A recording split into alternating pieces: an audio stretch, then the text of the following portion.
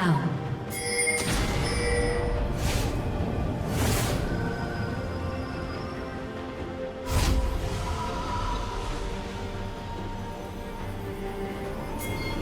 Red team's turret has been destroyed.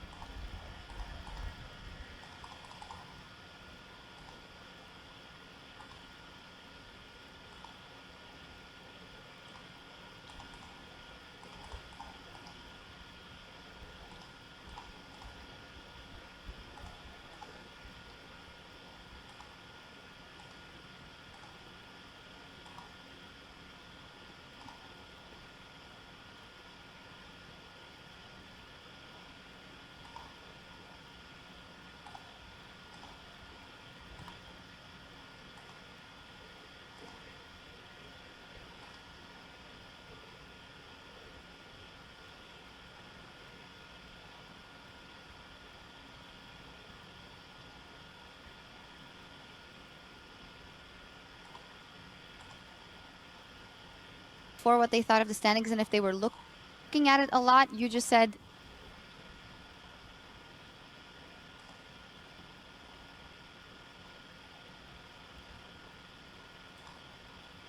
for what they thought of the standings and if they were looking at it a lot. You just said look at it because it's starting to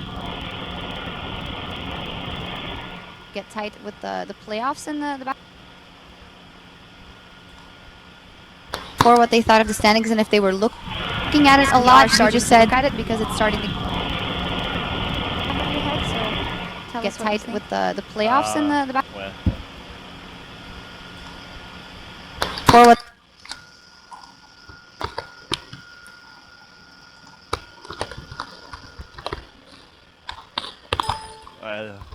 I do think a lot of things. I don't want to speak out on all of them.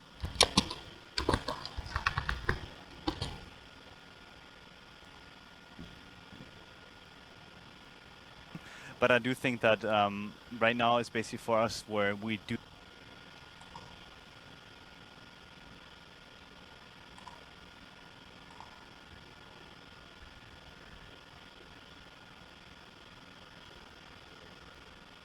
Trick got another one today, so 6th.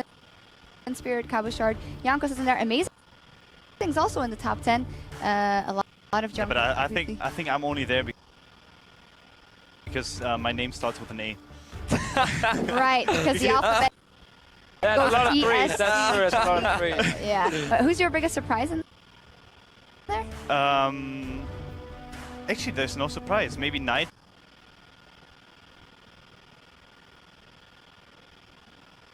Because I didn't think he would be that strong coming in, but he's definitely shown that he's a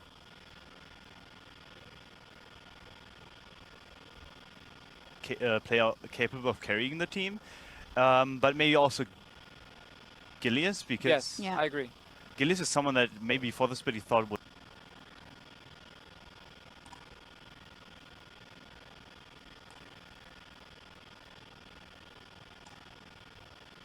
was maybe even dumb coming into the game, that he doesn't understand the game on the highest.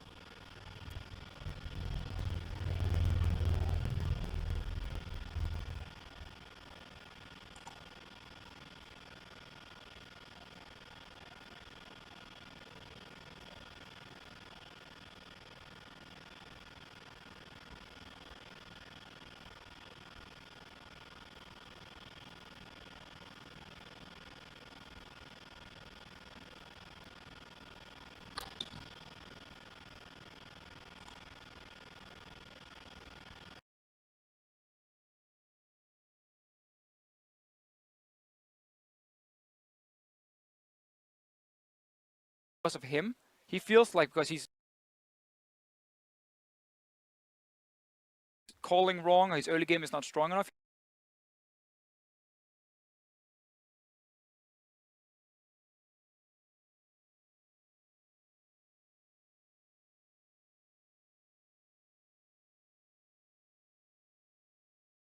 To make some mistakes, so he puts a lot of pressure on himself, which is very good if you can then obviously improve from there on, and you can then become a much better player. But I think Schalke wins as a team, honestly, and I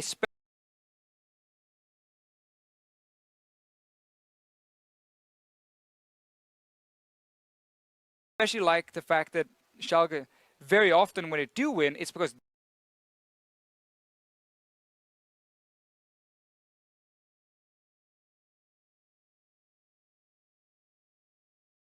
they play well and not because the other team plays really poorly. So I think they actually have some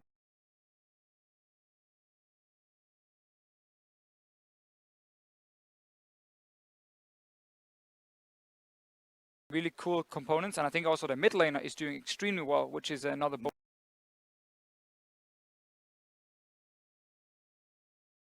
bonus for them. Yeah, definitely. I think Fox crushing it. I think Fox is incredibly good. I don't think that I expected him to do even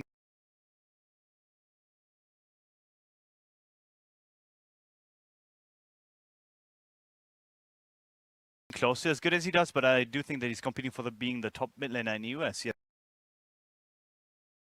which is something that most players maybe thought could happen because he had a pretty good spring split, I think in 2015 when he played with...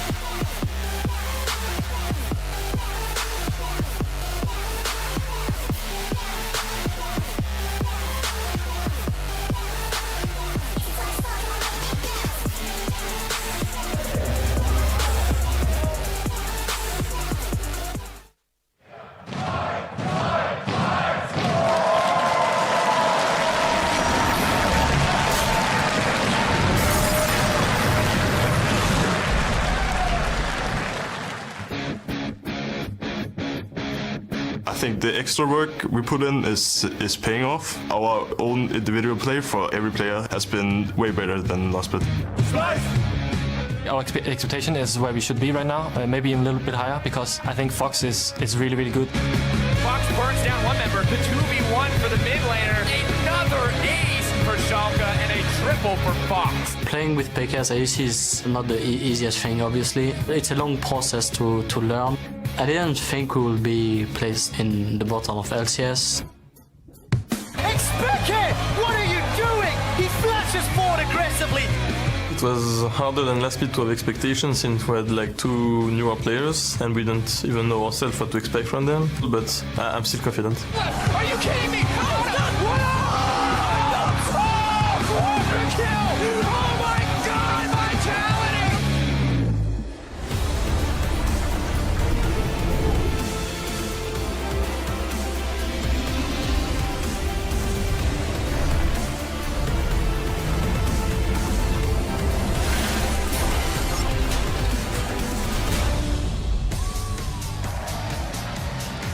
Good evening to everyone here in Berlin and to all of our viewers around the world. Welcome to the European LCS, where week 5 of our summer split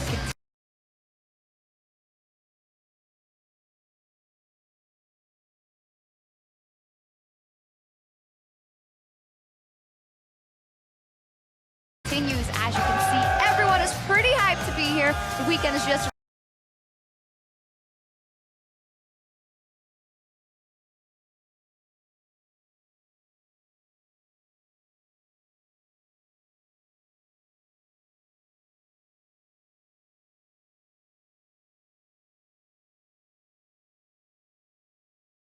around the corner, and the Spanish people have started partying already. Sadly, out of the Euro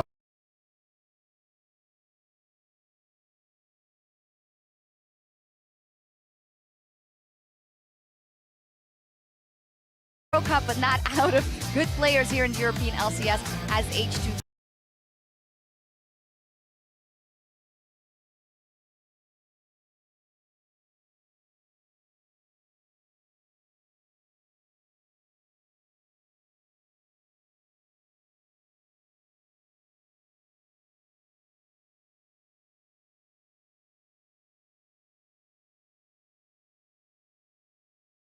and Ryu excited as always.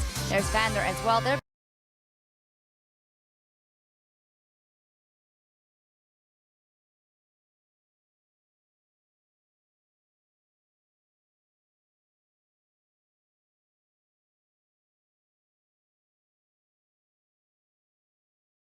looking for a 2-0 today. And there are the Unicorns of Love talking to last minute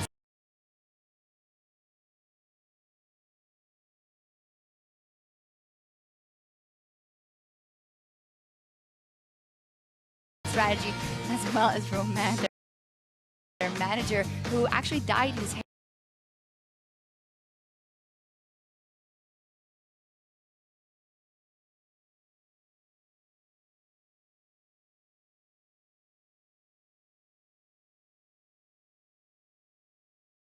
hair pink. But that is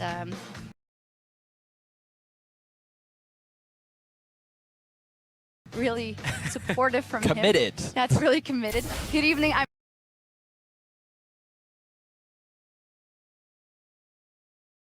H2K supporter, and joining me at the analyst desk to help bring you tonight's games is James Stress O'Leary and Andy Vedius Day.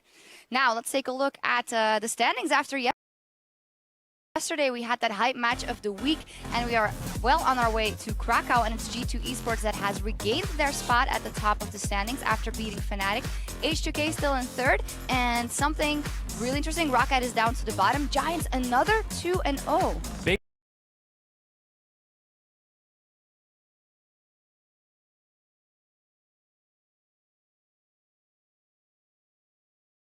surge they've had over the last couple of weeks. At first we were thinking, oh, Giants, they really don't look so great, but they've picked up a couple of 2-0s.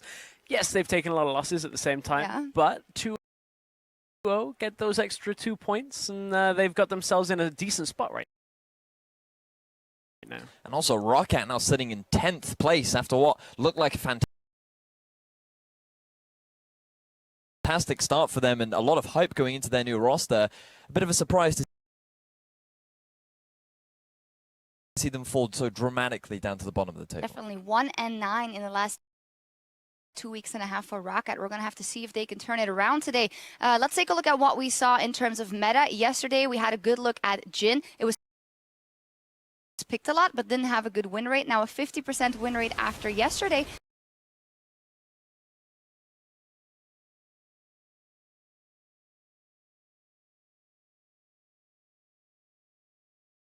Because the teams looked like they had figured it out a bit.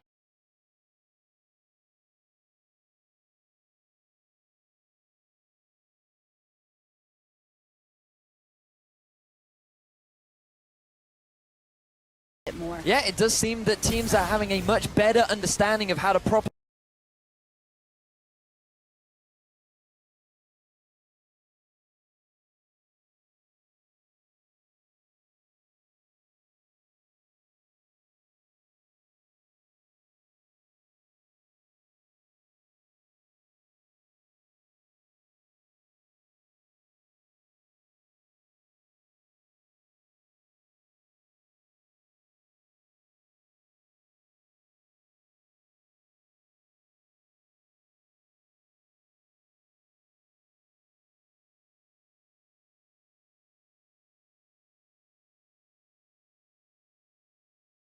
utilize him. And one of the great things about Jhin is if you ever try to run away with him, he is just going to chase you down.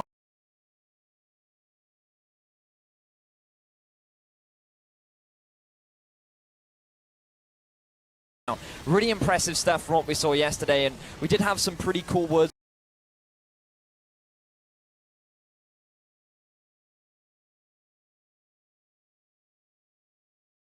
from Veritas as to how he thinks the champion is just really strong right now. Yeah, exactly. I was sitting here smiling because I was waiting for the telestrator, and he said, yeah, you know, Jin's OP right now. Range supports, I just two-shot them, it's great. Yeah, super easy for him. In the top lane, let's take a look at that. Shen, you called it. You said it's easy to call. But still, Easy, you get the easiest prediction I think I've ever had. Because Chachi showed the way, and then it rummaged all the way through the day, as well as Nar seeing picked as well. Yeah, I mean, Shen is a really interesting top laner because not only is he relatively safe, but he has so much global map pressure as well, and it allows you to bring up these interesting carry junglers. We've seen the return of Thunderlord's Graves in the jungle, and that is something that teams are still getting used to, and if used properly, can have a dramatic effect on your playstyle. Exactly. That's one of the things, is he's very forgiving at the same time. It's like, hey, I had to use my ult to get there. Oh, look, I have a TP a couple of seconds later for the next fight. It's all good. So that's why we're seeing a lot of the high priority on Shen. We'll see if we see a lot more Shen today, as we have a big night of games in store for you this evening, starting with Roccat versus H2K on EULCS 1, while the Unicorns of Love will be jumping onto the Rift against Schalke on EULCS 2.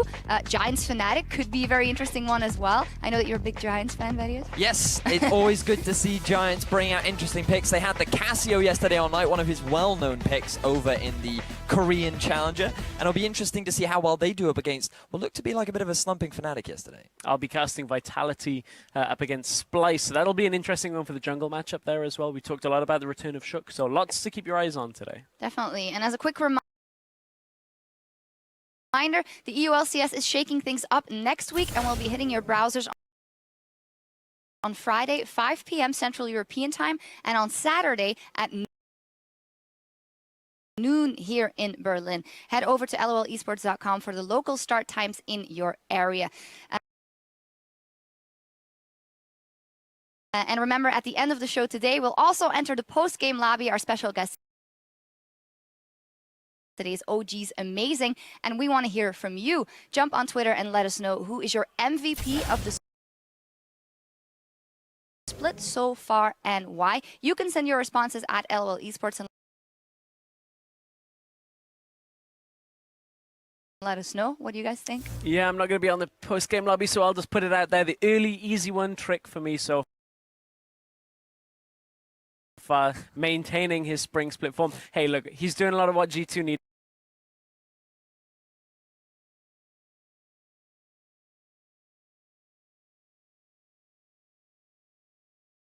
Him to in the early game, allows them to go through the game and take a lot of convincing wins. For me, honestly, Trashy has had such a massive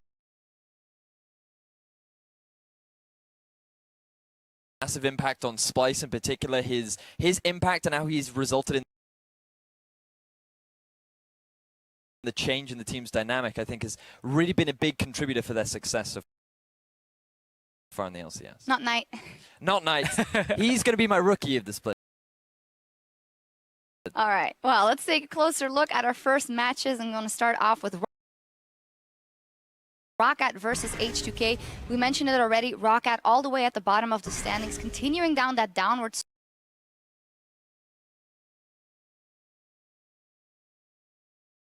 slope.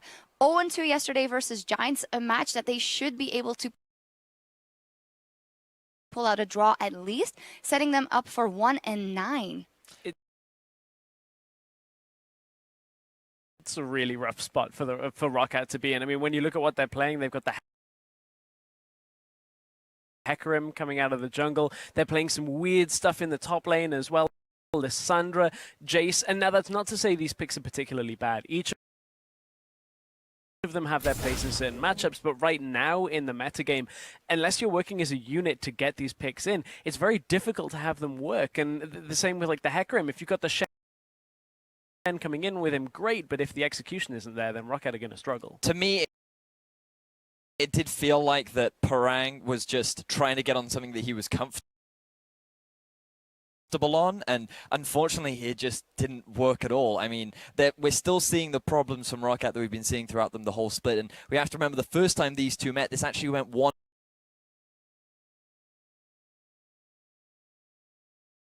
and what a lot of people thought would be a stomp for H2K, especially with the return of Freeze. And Roccat just, there was so much hype behind them, and we identified their issues, they identified their issues, and now we're at the halfway point, and those issues still seem to be there. Yeah, they need to be turned around, and we are going to see what they can do. As said, they were already 1-1 versus H2K last time around, and H2K yesterday 1-1 versus OG, and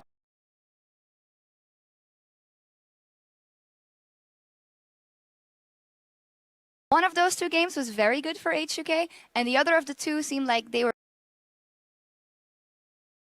not proactive enough. And as a testament to that, H2K as a team is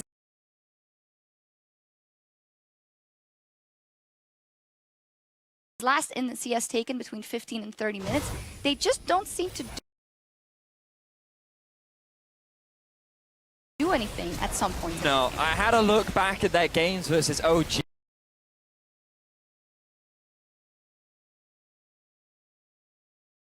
And in both games, they actually had a pretty good start. Things were looking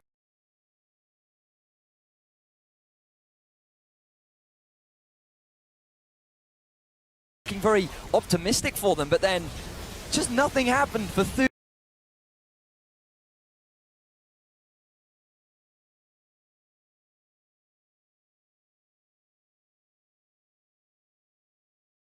minutes. Both games were decided by a Baron, and from a top team, that's not what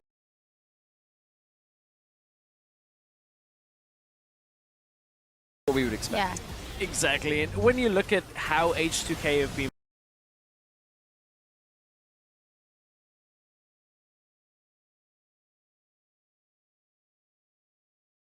playing, one person has been perhaps uncharacteristically quiet, and that's out of the mid lane.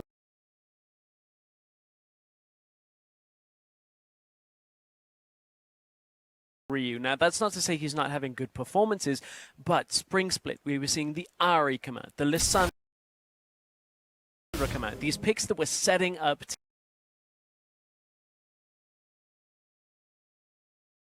team fights and setting up H2K to snowball games through. They haven't been able to rely on him for whatever reason in this split. And I just want to see maybe H2K look to get Ryu in the game more. Are we being too hard on them? I know that the players yesterday also took to Twitter and just said, we haven't been on form lately whatsoever. And with a coach like Prowley, you'd think that they'd be able to get back on that horse, but... Well, I feel like the criticism is deserved because, I mean, this is a team that we were comparing to Fnatic and G2. We were thinking that these were our top 3 in Europe, and if they want to portray themselves as that top-tier team, then they need to be ready to demonstrate, and so far they're just not living up to the hype. They might do it in this one. They are still in third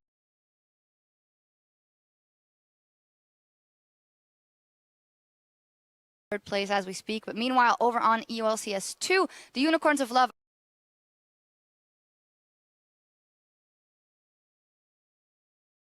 are standing by to take on Schalke and Fear.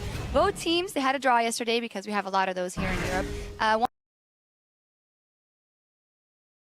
One thing that really was good or surprisingly good to me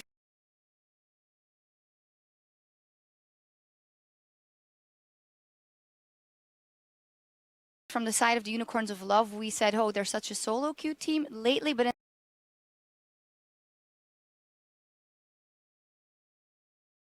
in that first game in the series, they seemed like a very coordinated team. Chachi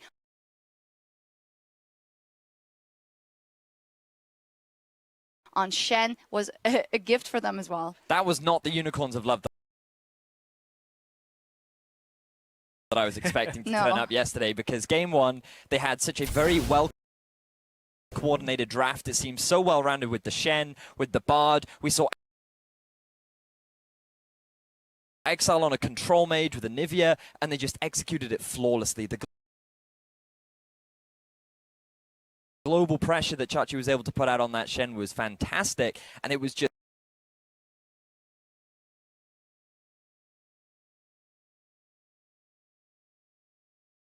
so great to see a well-rounded and good-performing Unicorns of Love. And that was what put a smile on my face as well, is the fact that it wasn't Unicorns of Love going, well, we'll play the Shen and bring him in. It was setting up plays with that as well. And then you translate that to actually Veritas having a good game, which might sound a little harsh, but I feel like Veritas has been a very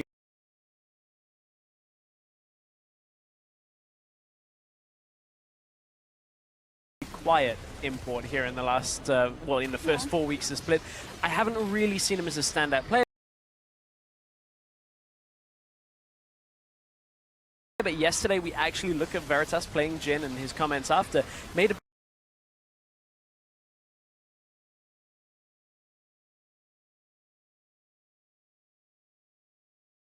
bit of a name for himself. So I don't know whether the Jin and the Shen are really going to get through for them in today's series. It does seem that later rely on those picks. Also, the Bard for Hylissang is something that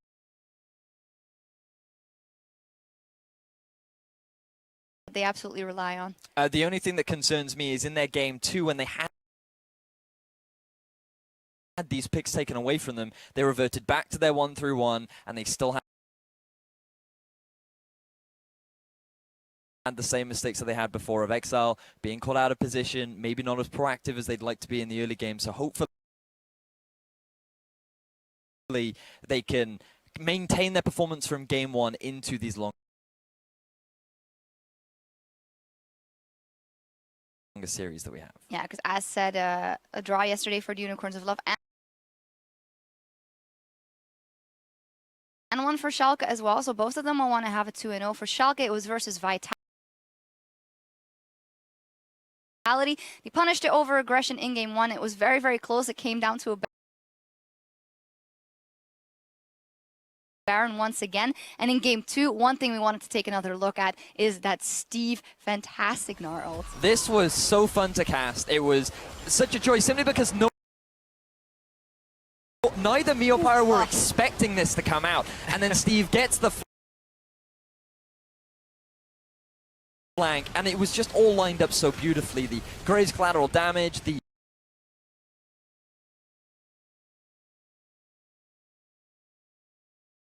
AoEs from Sivir, and the Swain. It was just such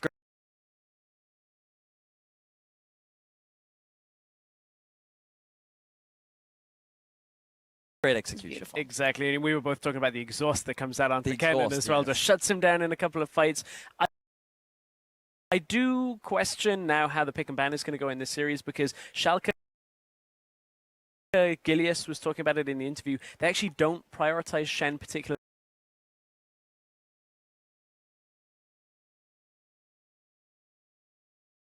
high themselves. So if they take that out, what do the Unicorns have left? As you said yesterday, you know, they didn't look convincing without it. Yeah, we'll see what happens. The teams are almost ready for those picks and bans, so let's hand it over to our casters. Thank you, Shocks. Hello, everyone. I'm Daniel Sifa Dracos, and with me is Mitch Krepovor-Spools.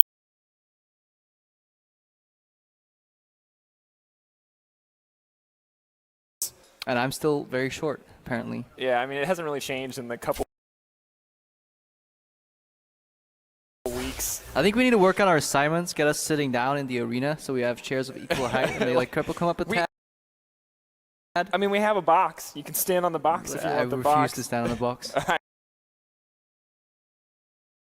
right, we're getting geared up for Schalke and Unicorns of Love, and with picks and bans, just a few moments away.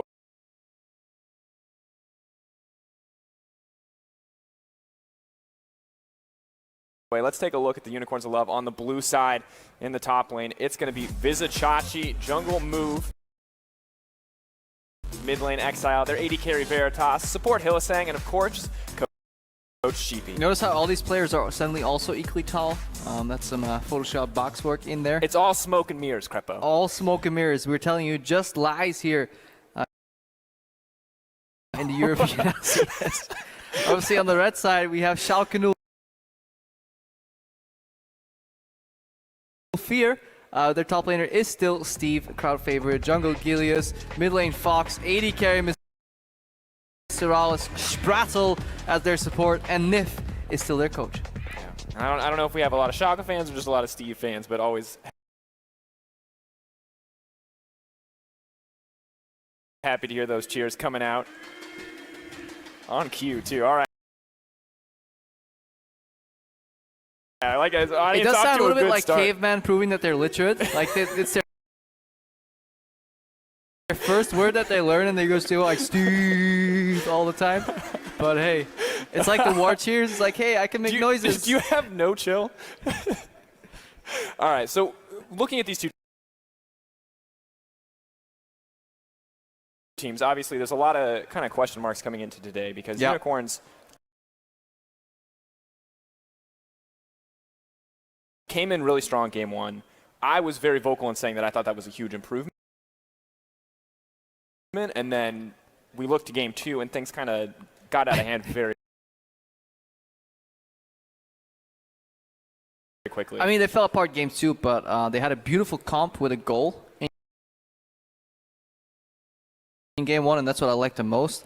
They had the Shen Bard comp there. They were constantly using their TP advantage or proactive plays, and move went off. But then they picked the same Sightstone Rek'Sai into Nilly matchup, and you're supposed to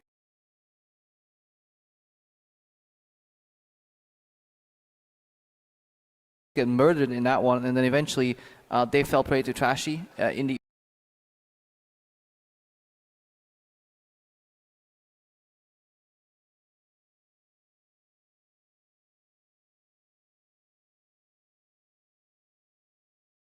early game.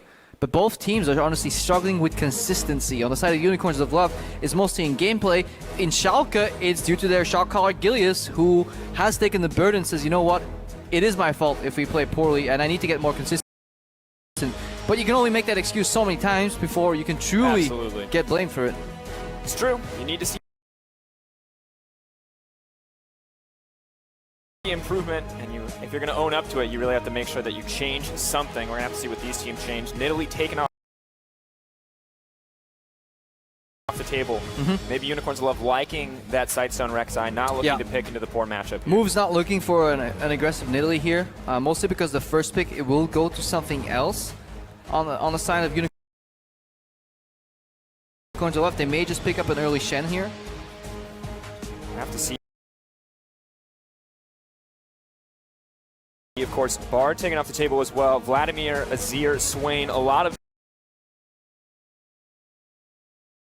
mid lane focus. And interestingly enough, the Ashe taken off the table for Veritas. Yeah. Utility 80 carries, very successful for him. Yeah, Veritas performs well on utility 80 carries. I think Schalke has to pick up the Jhin here in first rotation though, if they leave it open and they just kind of give him what he wants, because they removed the Ashe, but they give him the other utility 80 carry, which is really strong in this patch. I would like the Elise here from Gilius. I think any aggressive forward champion is strong for them early, something that he can really drive the map with. Make sure that he's involved in everything, and that helps his shot calling too.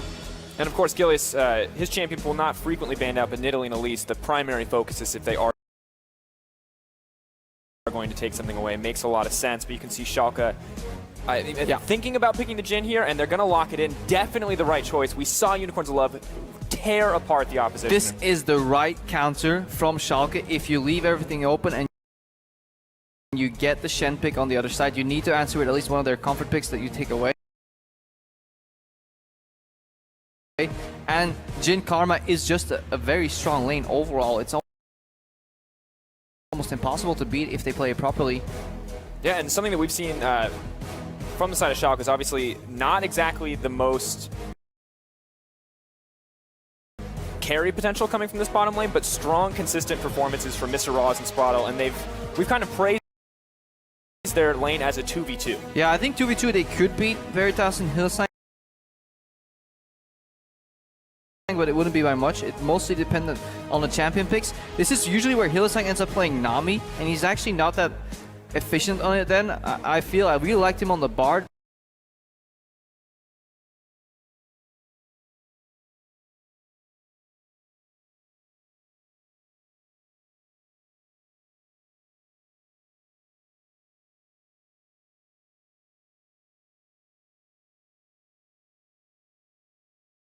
But with the Karma taken away, he kind of has to match it with another utility long-range support, or he gets very rough. He could opt for another Zyra, but his one Zyra game was very lackluster. So I think the Hillside right now is a bit running out of champions. In the past, he's picked Thresh, but then it's very hit or miss. It's something we've seen rise in popularity too over the course of the EU LCS in the last few weeks, but still not a power pick in terms of support pool. Karma, really the #1 priority for so many teams, frequently seeing bans. But with the Caitlyn and the Victor locked in for Unicorns of Love, looks like we have the core of this team comp kind of put together. Support and jungle really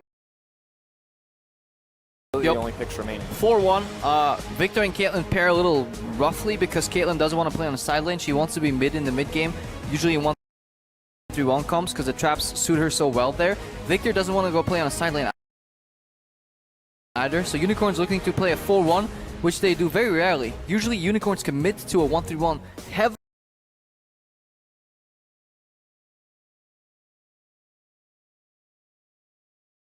And that's their mid-game gameplay pattern. So right now they're looking again to be very dense with their 4-man group and then get teleports off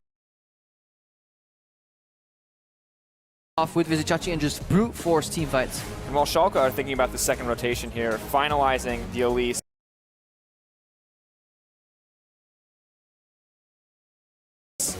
Taking a little bit more time on this Gnar just to make sure that that's the right choice. We talk about the 1-3-1. Did not work out for Unicorns in Game 2 yesterday, but Exile's Anivia was absolutely fantastic, and I kind of like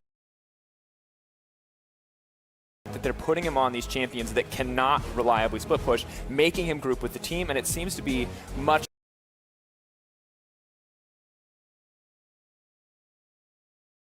better for them overall. Yeah, much better. Let's see, Hylissang doesn't find any range supports here, so they're going for a Braum, but with Braum, Rek'Sai, Shen, that's triple frontline. You do have some enablers for the Shen, but at least Caitlyn Victor only has damage dealers right there. Yeah. Very odd, I think, coming in from this team. We're going to have to see what their final lock-in is going to be.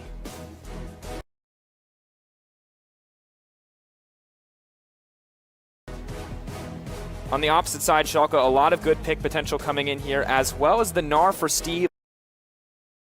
A pick he had an immense amount of success on yesterday, of course. That beautiful highlight play flank, as well as just individual laning prowess. I mean, the Gnar matchup in the Shen is still some we need to see more of. I've seen Shen go bang on even on CS. I've seen Shen go slightly ahead sometimes, and I've seen Gnar murder him in the matchup. I think it's very highly dependent on I think the first few levels, how well they go and how much push the Gnar gets. If Gnar gets to push Shen in the first few levels, he's actually fine in the matchup. If Shen gets to push early, he can actually farm just fine. Need to evaluate that more. And to be fair, we've seen Chachi be an incredibly strong laner when it comes to playing this Shen. Steve, of course, a similar story on the Gnar. I'm really curious how mechanically these guys are going to stack up if they get the 1v1s. So it wasn't the Braum after all that we talked about. He switched to Nami too. I think it's better, some range sustain. That means you can actually 2v2 because if you opt in for the Braum, Caitlyn Braum will just lose against Jhin Karma. And then they suffer in the 2v2 and then they require a lane swap. At least this way they can both play lane swap and play standard lanes. Definitely good to have that flexibility. We were skeptical about the Nami in terms of comfort here. Do you really think it's going to be the right choice coming in for Unicorns of Love? I mean, Hylissang will just have low impact. On Nami, he's not the one that can then face check and make a play. He always will need to pair with move together. And I think that's always been a bit of a problem for any Unicorns of Love support jungle combination, barring when Diamond Prox was on the team. After that, they've always struggled to really have the jungle support synergy come down. Now that they're playing 1-4, it's slightly easier because the map is more compact. It's more likely that your support and your jungler end up grouping as opposed to in a 1-3-1 where everybody's all over the place. But we still need to judge if Hylissang gets caught because he does tend to play over-aggressive on some of these squishier supports. And it's a big question for us as we move forward as well. And the thing that I want to talk about here, Fox picking up the Casio as well. We're wondering how the Unicorns of Love comp is going to play out, but I don't know how they're going to be able to fight against this Casio. Fox is so dominant on this pick, and we've seen him carry team fights so easily when he's given the chance. I mean, Unicorns have a lot of ways of deciding whether they want to fight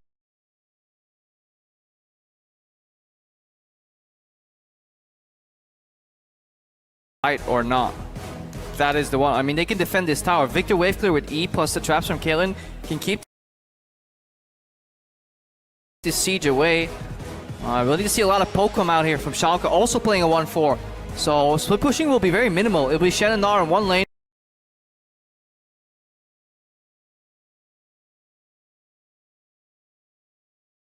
And then both teams grouped in the mid lane, but the amount of poke here and setup for this deadly flourish from Schalke could make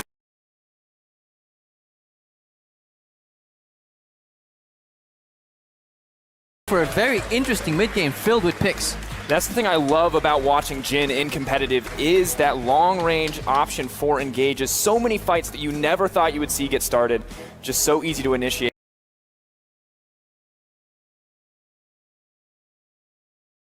When he uses the Deadly Flourish and the ult from such long range as well, Curtain Call, such an insane ability to watch. But guys, you've got a couple seconds here. Head on over to Twitter. Actually, I just noticed this slightly awkwardly cropped Gilius picture. That just made my day. Huh? Just the top of his head. I mean, they're all slightly awkwardly cropped. He just has his hair down instead of up. I like it. Tweet out #UOL win. Welcome to League of Forehead. And we have a pause, so we're going to get an opportunity to talk a little bit more about the League of Forehead. But of course, #UOL win, #S04 win if you're on Twitter. Let us know who you think is going to come out on top. Look at us. We're in the sky.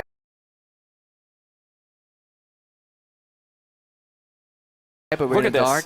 Yeah. It's menacing. We heard the Overlords looking in the shadows. It's the start of our rap music video. Get the smoke come out. We don't have nearly enough bling. That's the issue. I don't feel like it would work quite as well as I wanted to. I don't think we can convince the wardrobe specialist to get us some bling. No. I don't think it'll fit. I think they're a little bit more sold on professionalism and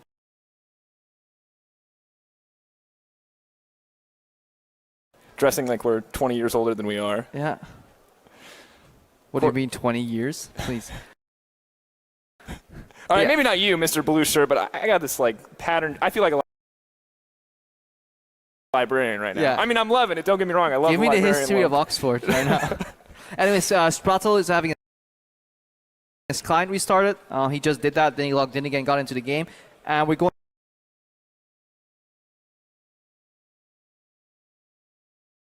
back in right now. We'll verify if everything working again. And hopefully we'll get you guys into the game very soon, guys.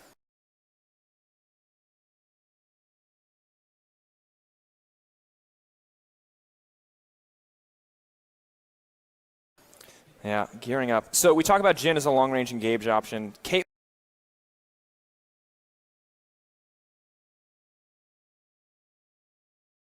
is similarly long-range champion, doesn't have the option for the engage, but we've seen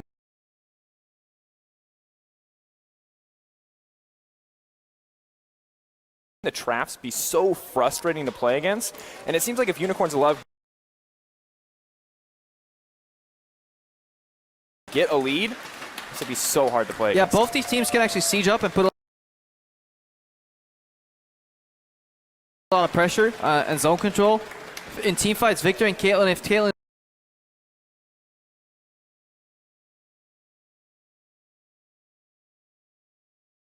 gets the setup first, combined with a Victor has good zone control, but if you look at Karma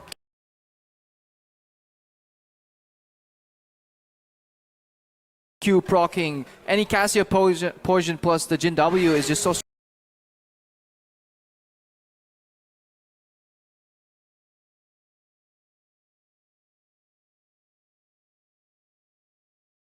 strong. Miasma plus Deadly Flourish is one of the coolest combos in the game because you throw it out next to a tower, people can't walk on it because they'll get tagged. Then Jhin has a really easy connect on his W, and you can't flash it. Yeah. At that point, because Miasma has the grounding effect. It's one of the few effects in the game, or the only effect. Yeah, it's the only grounding effect in the game, and it's incredibly oppressive. We actually tested a lot of it earlier in the week. It's not going to interrupt any dash that's already started, but if you are inside of it, you are not getting out, you are not getting anything in that exchange. And we have a little bit of an echo. Just a bit. I wonder if they can hear that on stream, but I hear myself twice, and I like myself a lot, personally. Remember when we were talking about the rap music video? I mean, you ask and you shall receive. You asked and you shall receive. This is the remix? I mean, I love listening to myself, but twice is a little bit too much. Yeah. Like, we're vain, but we're not like completely narcissistic here on the EULCS.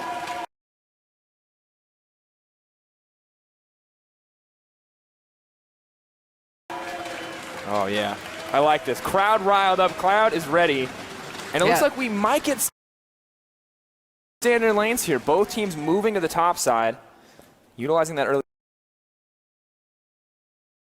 vision to get as much information on the lane swap as possible. Great, and that's actually, I think, Mr. Rawls and Spratzel calling the swap here, predicting it.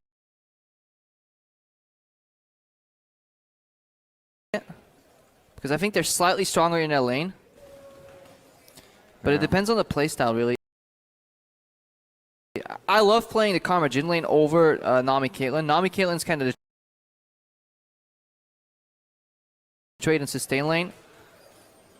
Whereas on the other side,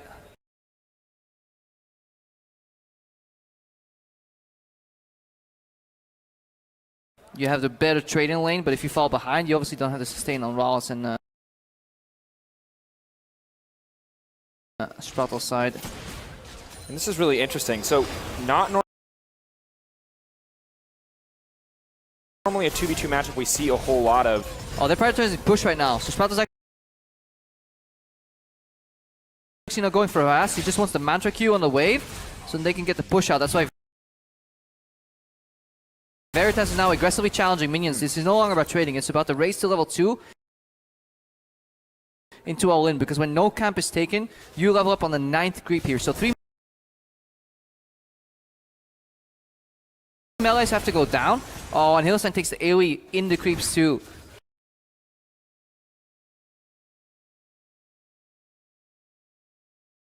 So this is always super fascinating for me, the race to level 2. Right now he's looking for the 3rd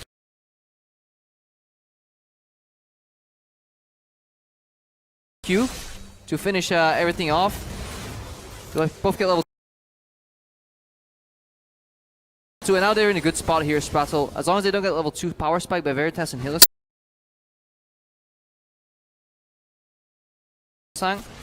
they can connect Deadly Flourish right now at any time. Nice little bit of poke. Rawls has that 4th shot if he wants to get aggressive here, and we got to keep our eyes on the junglers as well.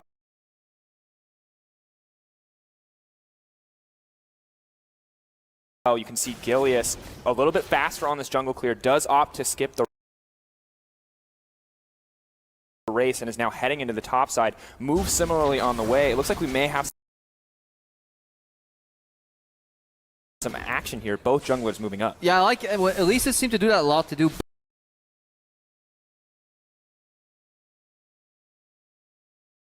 buff into whatever camp's next to it, and then they skip the next camp and go straight into their second buff. Because they clear a bit slowly, they don't want to get outpaced and maybe invaded in the jungle. And want to just get that level 3 power spike with 2 buffs and then go for either a gank or a contest. Move's already cleared out the Scuttle Crab, and because it's so recent,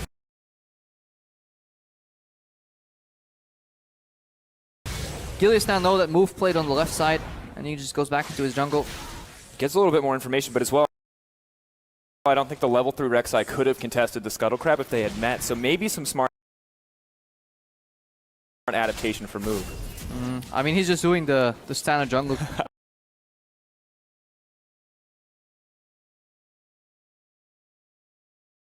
Pathing right for the camp, and he can always back off. You never have to fight at least.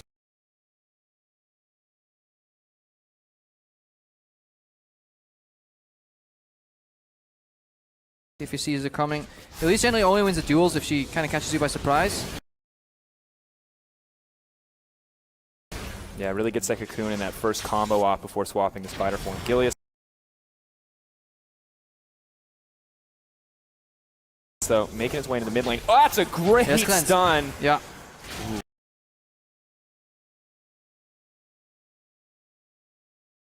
quick. Good call on the cleanse. I was ready. I thought that was death for Exile. I was actually waiting why it came out slightly late here. This is good from Vizichachi. You always want to close the gap on Steve. And then obviously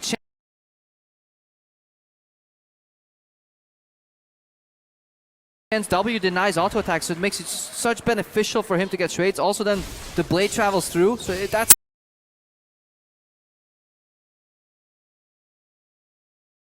the combo you're looking for. And that's what Steve wants to avoid at all costs. Yeah, that's Spirit's Refuge, just so strong, able to dodge out all those basic attacks, stop the hyper procs coming in from Gnar as well. Exile, interestingly enough, taking the early blue buff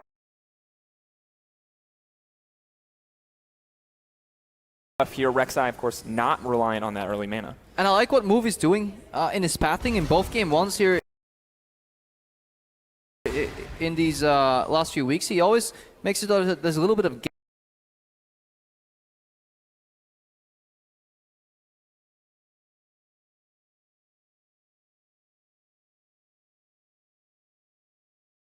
gain. Last week he invaded enemy Gragas versus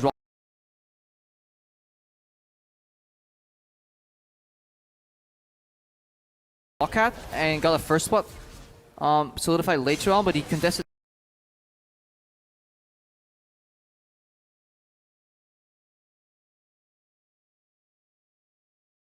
all the enemy jungle camps. This time he plays the Rek'Sai and he just forgoes the blues. It's something we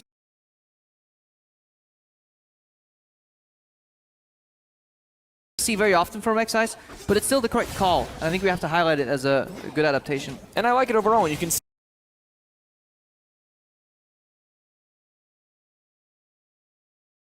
see clearly in the mid lane that Exile is suffering from all the early pressure that Cassio is putting out. So maybe that'll give him a bit of a reprieve, let him lane a bit more comfortably.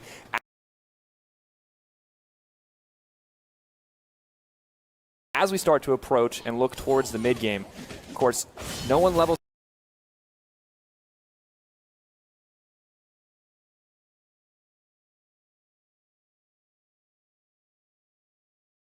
six quite yet. We're not going to have that global presence coming in from Shen. Steve, though, doing his best to get what farm he can thus far. Now, Chachi doing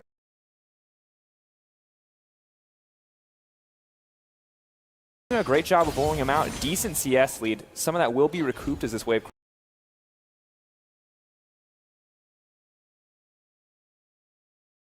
crashes into the tower. But, I mean, you said it, Sen can bully this lane out, and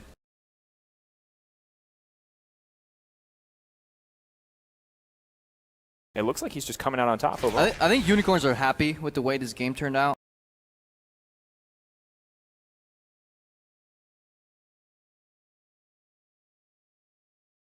They have matching 2v2 that they didn't get punished in early.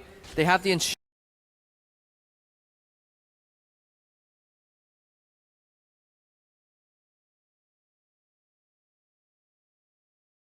insurance later on once Shen hits 6, which means these lanes can actually go for like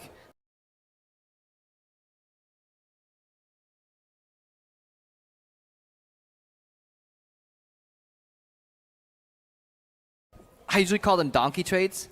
What? Like, you just play like a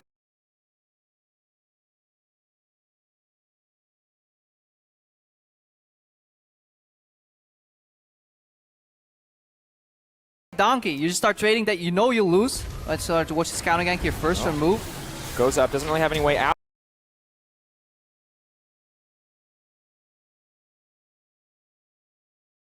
Jumps back. Yeah, good field there. Yeah, great Move gravity stuck. go coming in. Move.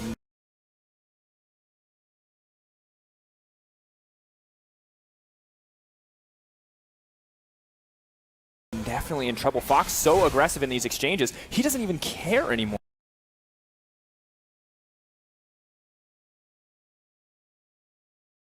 Yeah, Move had to path out of the W from Cassio before he could flash it.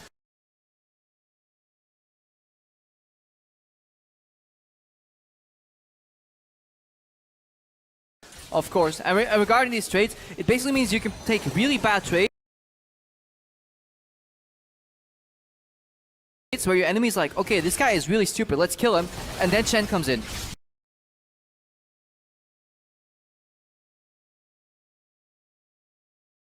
You basically force them to overcommit into trying to kill you, and you surprise them with the Shen ulti. And that just, and then because your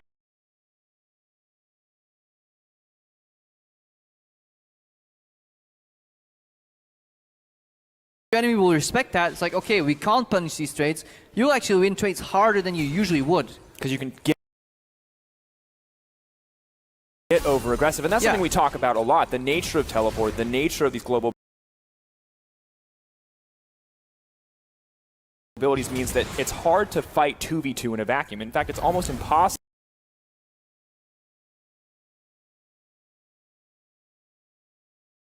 Yeah, that's why you never see solo kills anymore. There's like, where's the action, where's the excitement? Well, teleport and smart top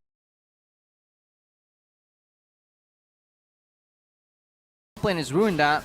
The whole reason we still saw them in the start is because people were just too slow at calling for teleports, or top laners were like, they needed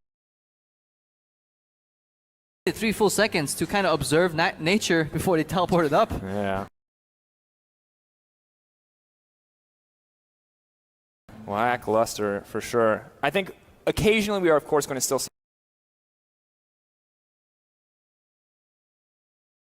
them in the mid lane, the nature of the short lane and the sudden burst. Not with the Shen, obviously, United limiting that, but with the standard TP, it's kind of hard to get into that short lane. Yeah, it's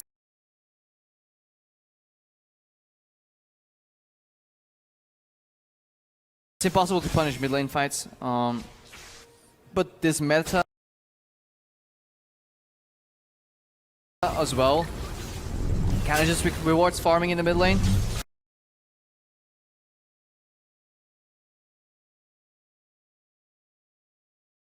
Like, Exiles, you know what? This ulti, I could use it to fight you, but I could just fight the minions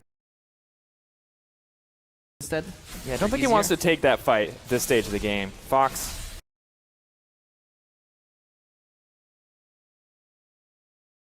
Pretty terrifying on this Casio. Is going to give him the opportunity to back out. Really needs to push out before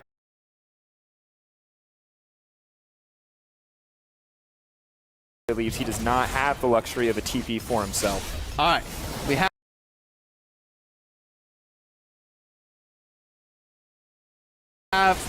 Shen online. He's level 6 right now. Finally, we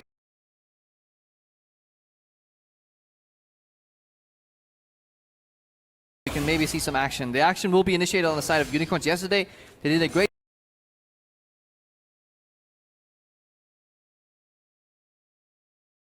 job. Chachi would push up, say, you know what, guys, fight. I'm ready to join. Let's see if the Unicorns can find any opening. He have one on the top side.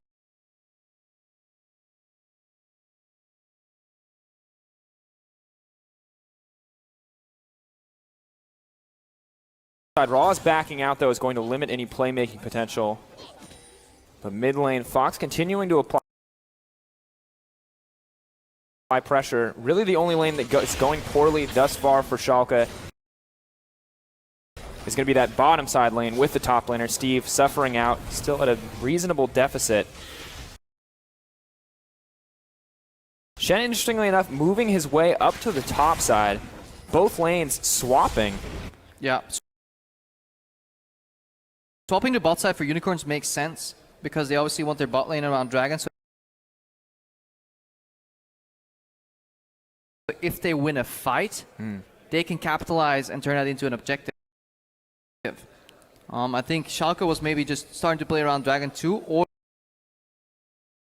they just want to dodge the 2v2 plus Shen combo. We'll have to see. Pings coming out on the top lane from Unicorns. They realize that the shift in the lanes has happened. Gilius continuing to get aggressive and look for vision here. Tunnels coming out, move looking to secure this red buff. A lot of attention being paid on the bottom side, but no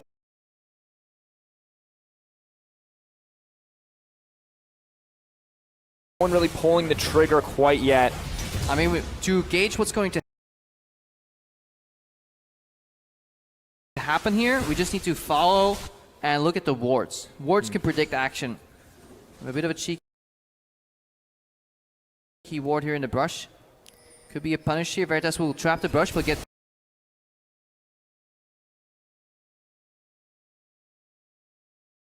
caught here. Looking Snare for... goes down. Oh, so no instant W here.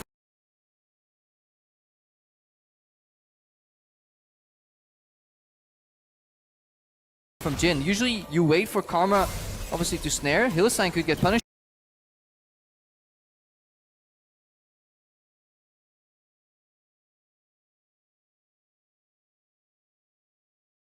here. Ooh.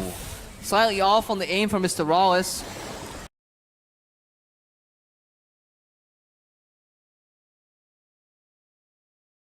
And a good side step from Hillesong.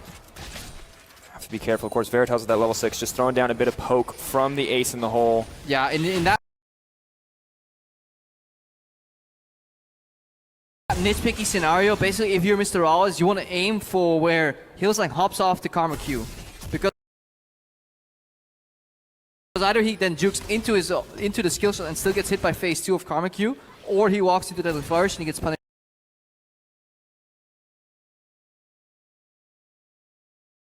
Either way, it's really to go for the double up, kind of. Yeah, it's an issue.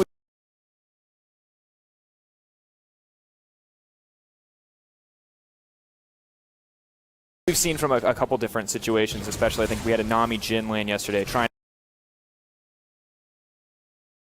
to figure out, threatening with the bubble, trying to land the snare instead, making sure that there's no path out. And communication good from a lot of these bot lanes, but not so good as to take those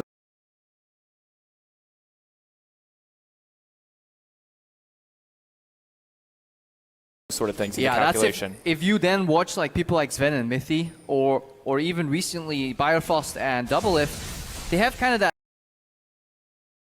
unwritten synergy already. They know exactly how they want each other to use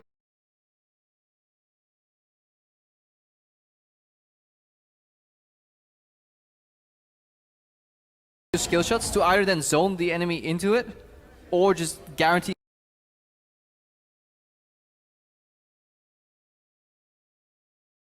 it landing, you know. At one point you remove all escape options if you use 2 skill shots in a row.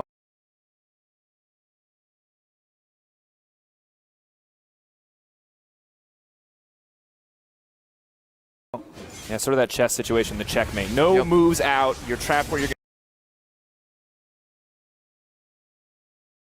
going to get hit by something. Well, and even then, sometimes you can take that flash into account.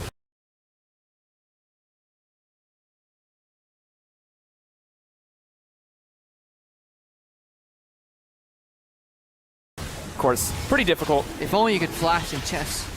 It's like, I move my king 5 pieces It's a little forward. bit different when you flash in chess. I don't think that's a part of the rule set. God damn it. I've been doing it wrong my entire life.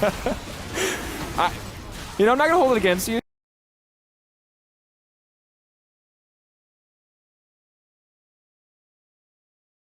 You just probably won't play chess together, that's all.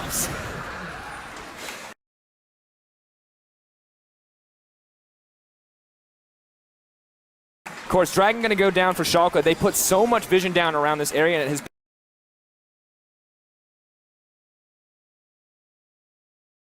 paid off. Unicorn's not contesting at all here. Engage comes in, disengage.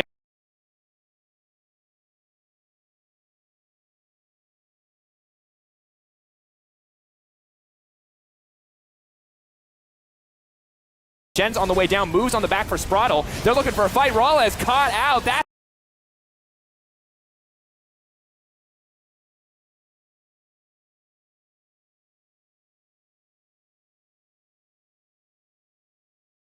That's going to be first blood. Schalke, they may have committed here. Steve teleports in, but there's nothing left for him. You get that in a different angle all of a sudden. We're out. We're in again. Where are we? Are we in a replay? No. We're zoomed out. We're in Twilight Zone. We're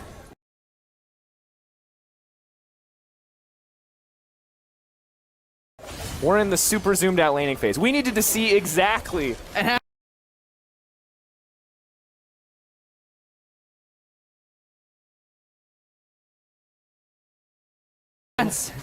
No, Steve. He's made some Meganar plays this last week. Wonder if he can do it again. Karma on the way in. Good disengage from that bubble.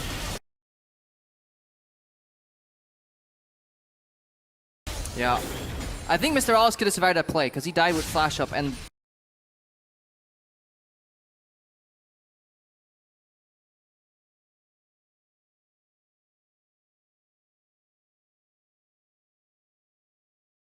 don't think the CC layering was perfect on the side of Unicorns, but we'll get through that if we get a replay. Right now there's more action going.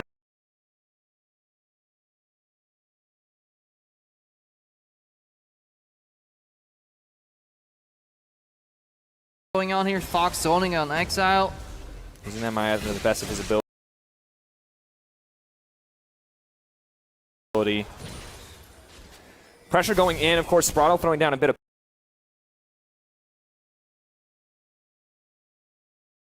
poke here, but not in a good situation, or will not be until Rawleyes returns. And now with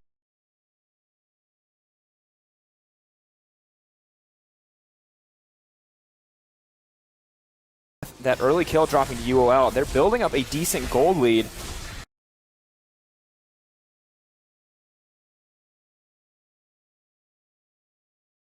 $1,011 minutes into the game. Yeah, if you're Schalke, either you play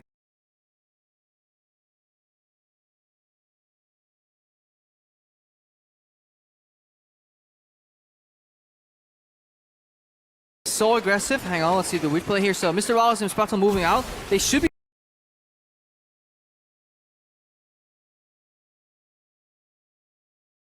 aware of Shen here. Look, he doesn't step into a trap. He gets knocked up here. He could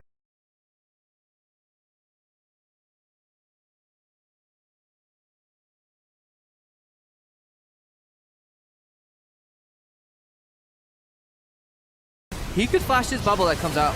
I mean, he could flash a Shen talk that comes out.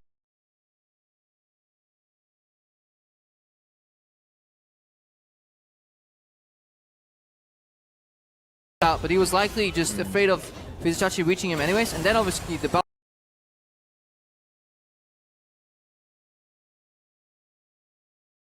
bubble was in time from Hila-san, but slightly over-aggressive, and then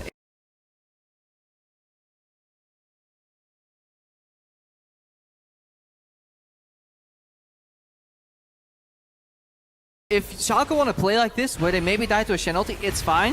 If they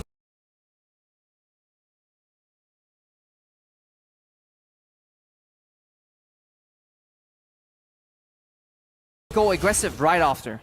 Yeah, if you want to fight Shen, you fight him in two phases. One where you go either even or you lose slightly, and then right after you fight aggressive again. And you win because Shen ulti is down. And Stand United about halfway through that cooldown, as well as the TP down.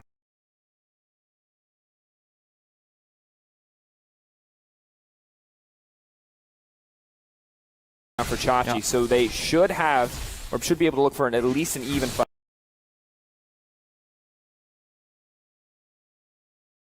Don't have to worry about that Shen appearing out of nowhere.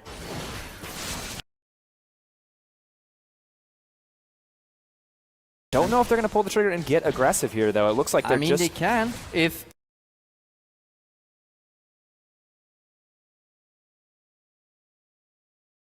If Sprottle just walks up and presses Mantra W, he can actually take the heat from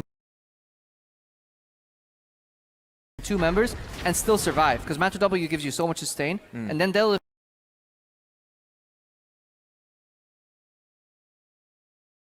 Flourish can guarantee a connect.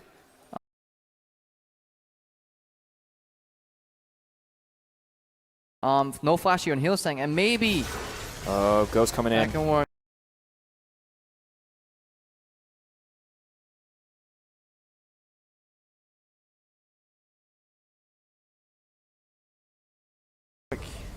Gravity field, not going to drop. All comes out. Good. All just trying to get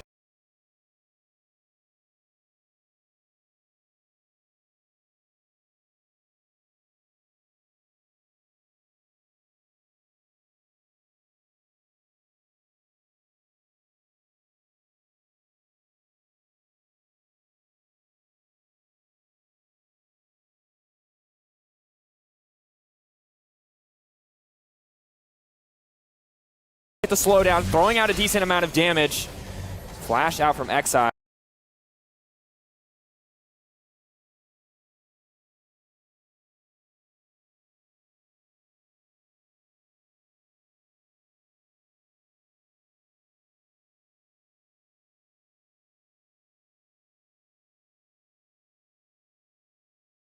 I mean, this is Schalke clearly aware that they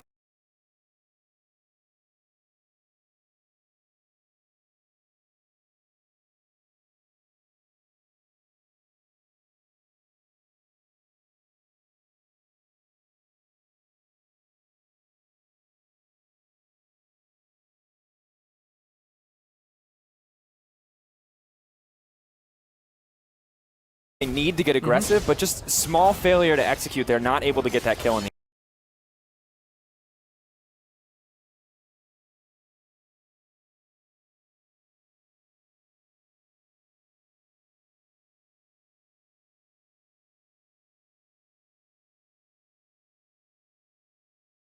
Yeah, they're definitely looking to pull the trigger in here. And here we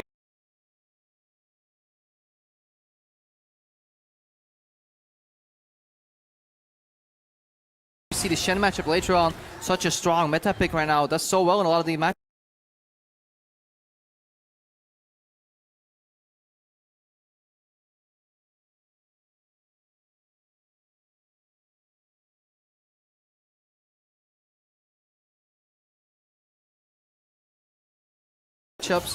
Obviously, after the W is expired, this is on the back end of the trade. Chen has a bit of issues walking out.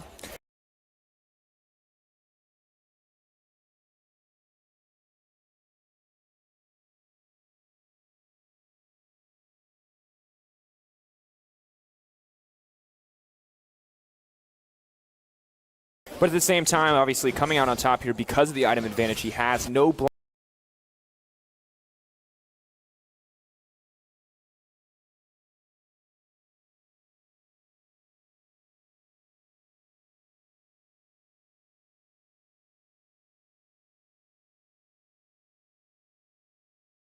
flat cleaver coming in yet for Steve, so he cannot limit the impact of that Sunfire case.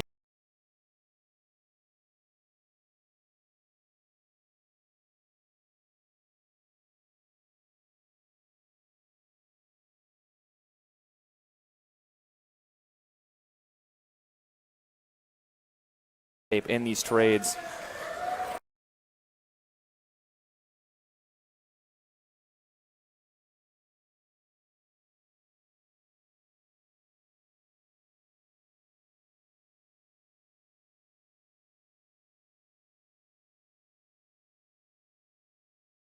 And the wards are dropping, the crowds are cheering.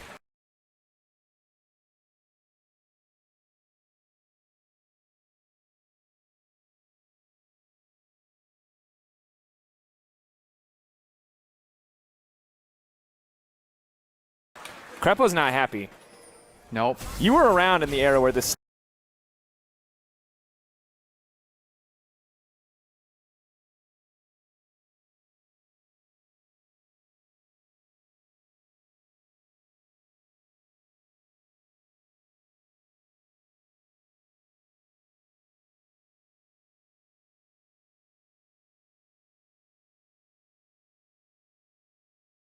started. Oh, Veritas? I started it. I'll finish it.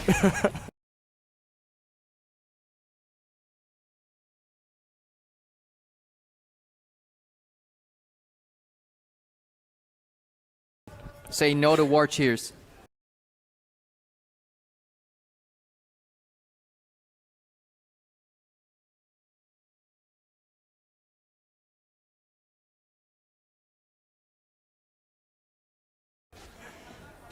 It's not your drug of choice. No.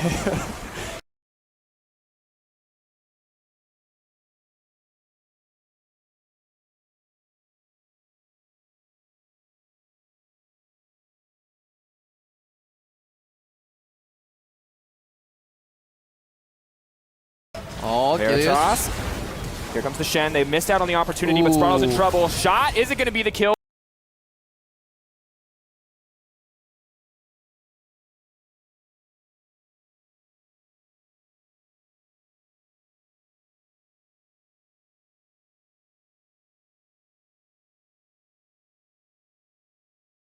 Flash out. Hylissang hunting for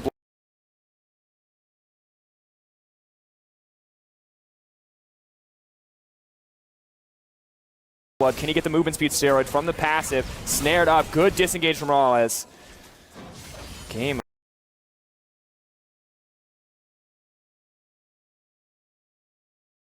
Of inches here. That's good for Schalke if they survive right here because they drew Shenalty bot.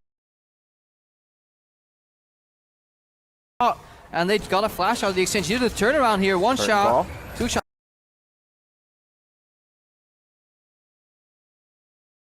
He just wants the minions. He doesn't care. No, he wants Hylissang. Ooh, nice block by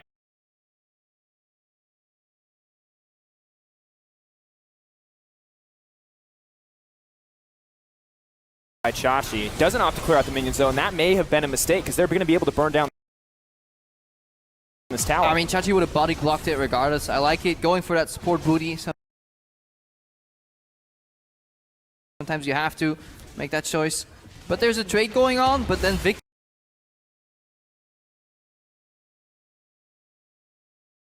path the top lane here. I like this from Exile, you know.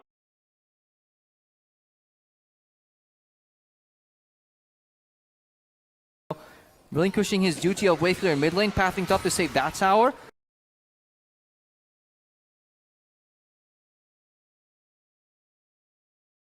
And now the Rek'Sai moves over to mid lane. This is like wave clear chess. And I like it too because we were so critical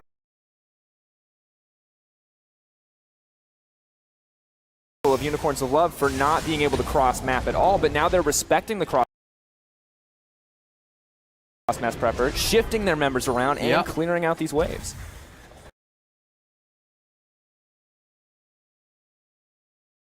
Definitely improving their lane assignments.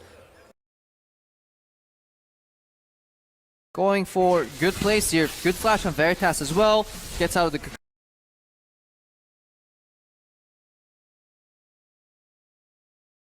cocoon. Let's see if Schalke can again use this window. Shenalty's down, TP is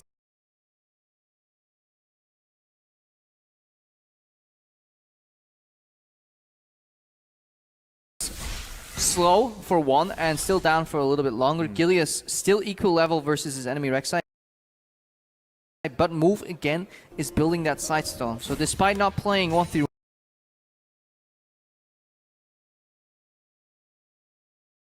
this game, Unicorns are still opting for a very vision-centric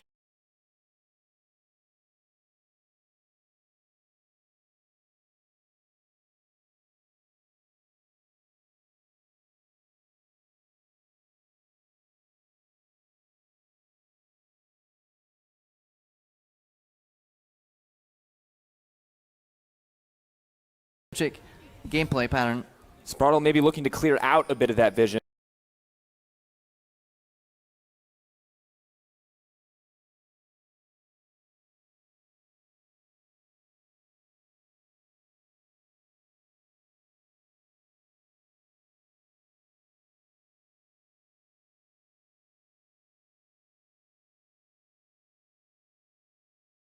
But we've talked about Ward showing us where the next vision is going to be, or the next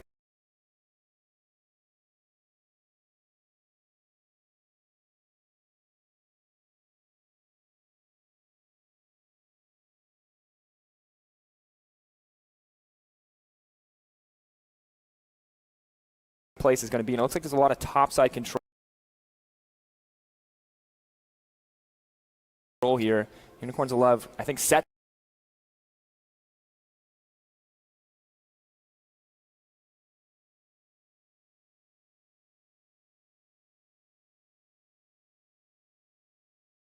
to pressure out this tower, kind of rinse and repeat what they were able to do in the bottom lane. Yeah.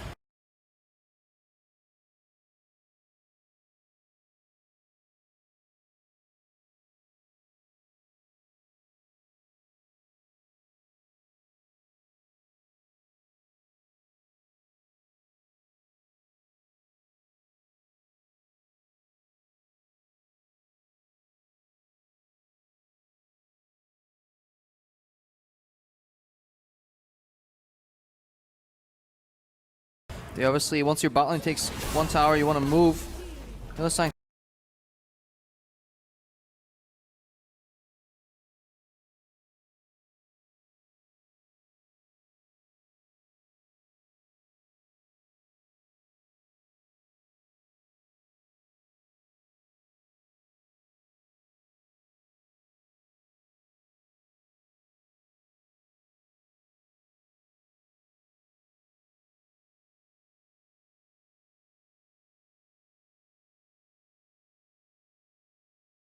strong enough right now to survive most of the burst. And Move is always kind of shadowing his bot lane here, wherever they go.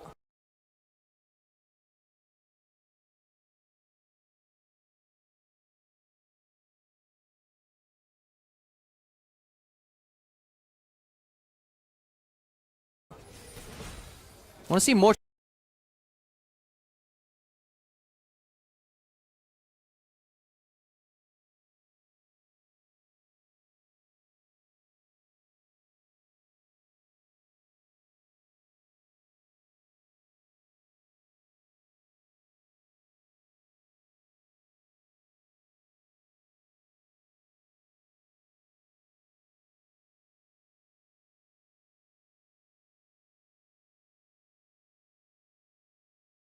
Traps here though. There's a distinct lack of traps up here for Veritas, because against the lane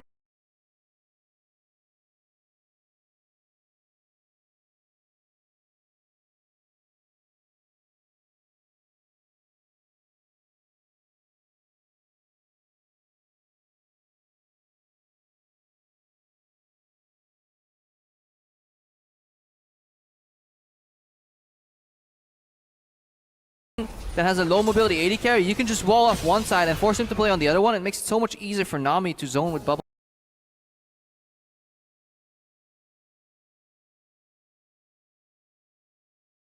as well. Absolutely, and especially for Shen if he does manage to come in to ensure that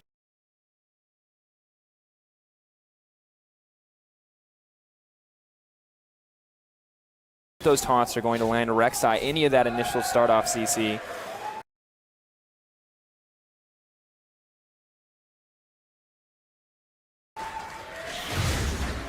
Disapproving dad Crepo. Now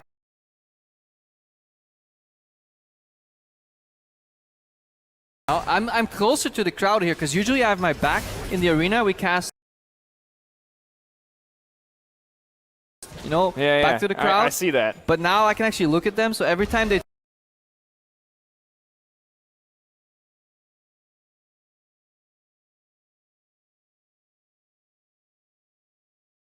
cheer for the crowd, hey. I just watched it and I'm like, I kind of love it. No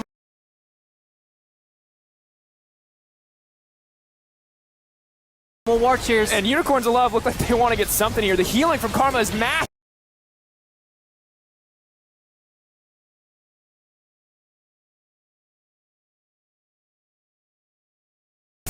Just like you talked about, Move in trouble. Gilly is going to snag that one. Yeah.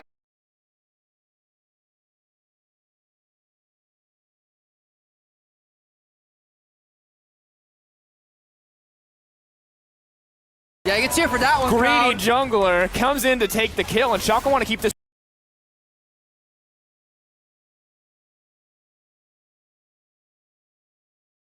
train rolling. Third proc coming out a little bit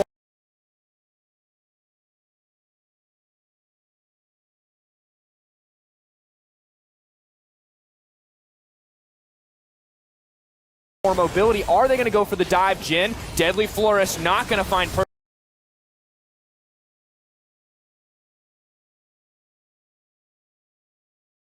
purchase there. And here's Fox.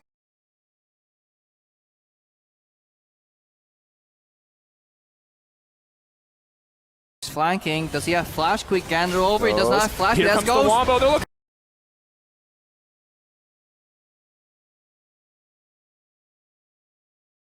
for a two in the wall. That's beautiful. Unicorns of Love. Clean dive. Can they come out on top? Chachi blocking the shots. Will they be able to make it out? No. No. Schalke pick up the kills, make things happen, and they're burning down the top lane. Unicorns had to run with their tail between their legs, but they didn't. They chose to defend 4-man while they had Exile in the mid lane. Exile chose not to path over because he couldn't chase a Cassio blind in the river, because obviously Fox could then turn around and hunt him down. Only Cleanse wouldn't save Exile, so he chose to take that mid lane tower as a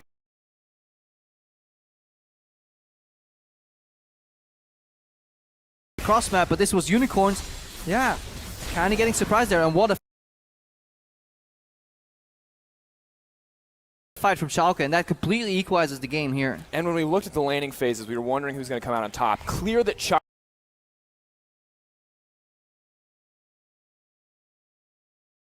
won the day for the top laners, but in those team fights, that Gnar ultimate is so clutch, and Steve clearly comfortable, continuing to execute from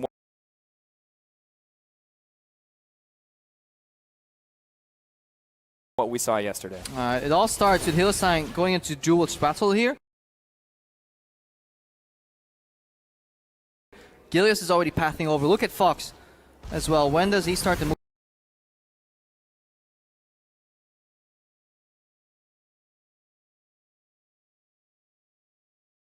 Move over. Now move goes in. Sidestone next side flashes in. Sprattle.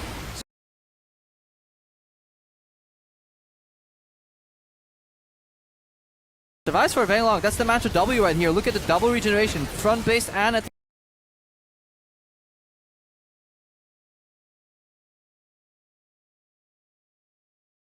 the end of the channel. Move is so squishy, and now Fox is here in the fight already. When Exile decides to path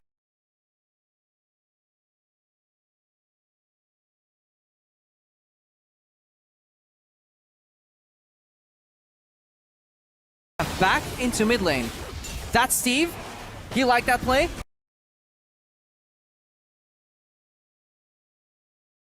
And now we're doing Dragon. Absolutely looking for that first Ocean Drake is going to go down in favor of Move. And the thing about the end of the play that we missed,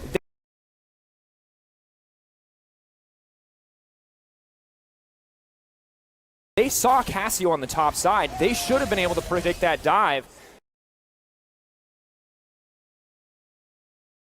Really not enough respect coming out from the Unicorns of Love. They are,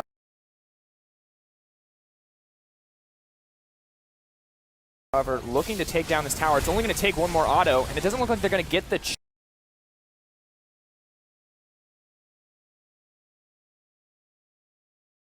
chance to get it. A little more poke coming out from Veritas as the rest of the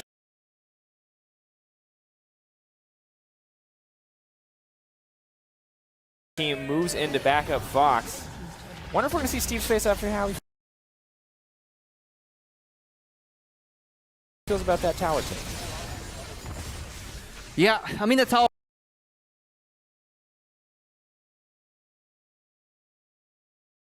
was already 20%, so I think Steve would be... I mean, Steve is never sad.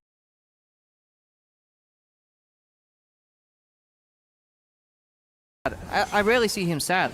I think Steve's always happy. He seems like, yeah.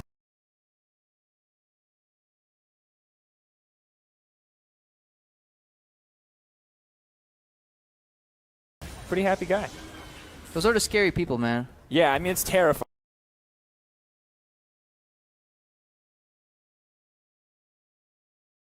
Right? Is he like genuinely a good guy, or is he crazy? What? Are you calling Steve crazy? I'm not calling. He makes crazy plays, man. I mean, it's not a far leap, right? No, but yeah, he's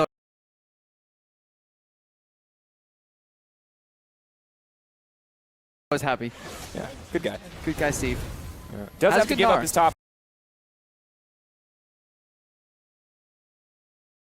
point tower. Concede. Concede, don't feed. That is the mantra for Steve here. Looking to hopefully maybe give up another tower.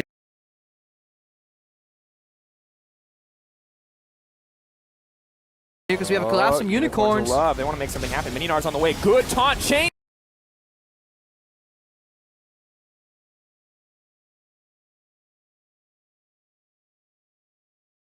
CC, they're keeping it together. Steve comes out of Meganar and instantly gets blown up. Yeah, I like this grouping here from the Unicorns. They just realized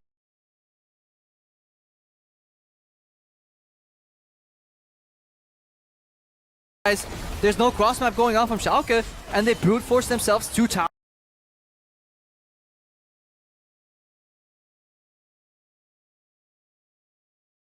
and a kill, and suddenly they're up 1,000 gold. This is such a back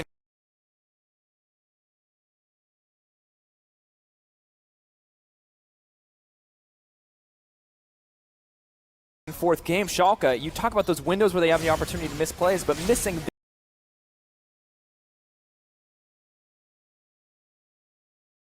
this one completely. Yeah. And we'll watch this one more time. Yeah, this is the back end of the replay here, and he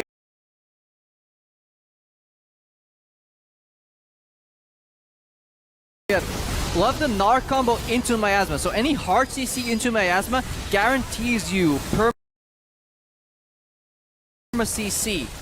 You always have to be very careful when you dive a Shen because everybody will be all attacking him, and with that W, he obviously ignores them for like what, 2 or 3 seconds, and makes it very rough. So be wary of that. Yeah, of course. Does scale up with level, but 1.75 seconds at this point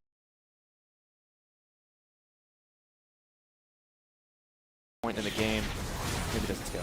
1.575 seconds. Pretty good window of time, but simply not enough at that stage. Chachi cannot hold out against that many members, and that miasma combo you're talking about is terrifying. If it hits you first, you can't flash away from the incoming Mega Gnar. If it hits you second, you're not getting out of all the follow-up. Yeah. If it There's hits no you, flash. Flash. Yeah. There's no flashing. This is not no flash zone. No flash. I know that's hard for you, Kruppo. You're gonna have to resist the temptation.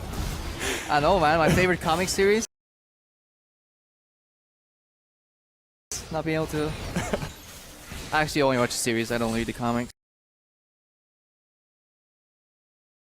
Did you watch Flash, Sifa? No, see, I watched Arrow, but I watched Arrow during the time period where it started to go downhill.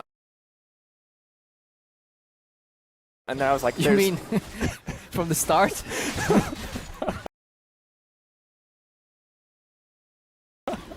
After season one, I feel like season 1 was pretty good. Yeah. I can't tell if they're cheering for that or for cheering that Arrow was bad. I think they're cheering for award. At this point, they're cheering for anything.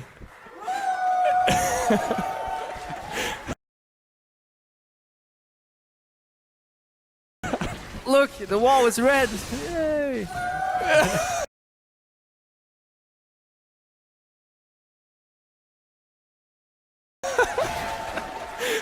This crowd really likes red walls.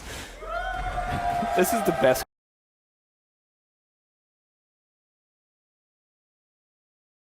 crowd ever. No, I really Gilius, though, not too happy about this. Oh. I wonder how the crowd feels about Gilius probably going to die here. Oh, we'll comes in, out. flash in.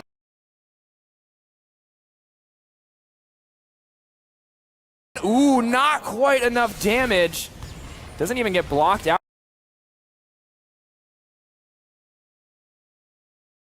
by Fox in the end. Oh, he survives. I really like the intimacy of this arena, so hopefully we get a big team fight 5-on-5 soon, so we can get that crowd going.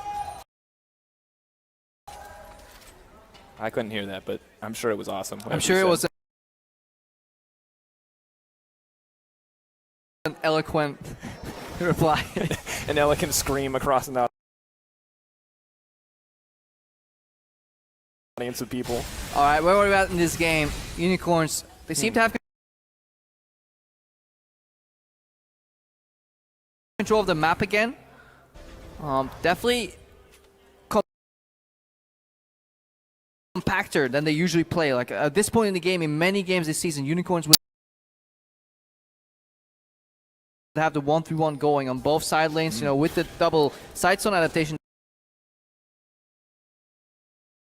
that they've done recently. But right now, they're actually playing towards their 4-1, so it's good to see that they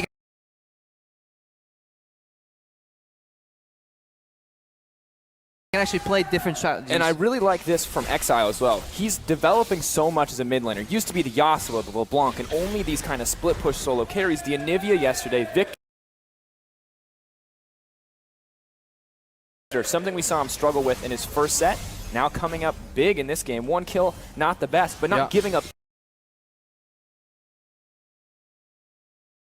anything. Control mage is so important in this meta, but they are down the extra damage dealer.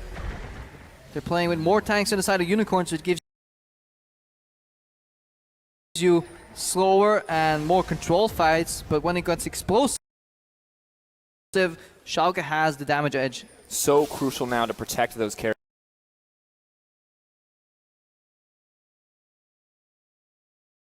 as well. Oh, Veritas, look at the snare, and instant Oh, follow. good Cocoon. snare.